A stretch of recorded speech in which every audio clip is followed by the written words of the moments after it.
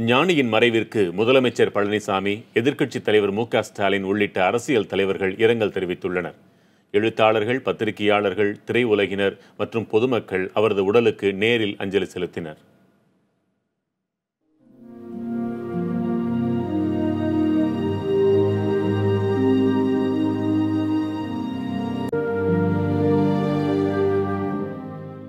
இடையராது செய்து இயங்கி வந்த ஞானியின் மறைவு எழுத்துலகிற்கும் ஊடக உலகிற்கும் பொது வெளிக்கும் பேரிழப்பு. ஞானியின் மறைவிற்கு முதலமைச்சர் பழனிசாமி, எதிர்க்கட்சித் தலைவர் மு.க.ஸ்டாலின் உள்ளிட்டோர் இரங்கல் தெரிவித்துள்ளனர். ஞானியின் மறைவு பத்திரிகை துறைக்கு பேரிழப்பு என்று தெரிவித்துள்ள முதலமைச்சர், ஞானி பத்திரிகையாளர், நாடக ஆசிரியர், கட்டுரையாளர் மற்றும் அரசியல் விமர்சகர் என பன்முகத்தன்மை கொண்டவராக திகழ்ந்தவர் என புகழாரம் சூட்டியுள்ளார்.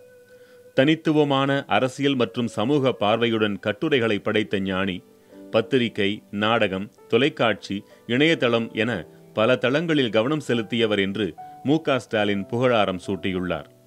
சென்னை கே.கே. நகரில் அஞ்சலிக்காக வைக்கப்பட்டிருந்த ஞானியின் உடலுக்கு அமைச்சர் மா.ஃபா. பாண்டியராஜன், திமுகவைச் சேர்ந்த மா. சுப்பிரமணியன், இந்திய கம்யூனிஸ்ட் கட்சியின் மூத்த தலைவர் நல்லகண்ணு உள்ளிட்டோர் நேரில் சென்று மரியாதை செலுத்தினர்.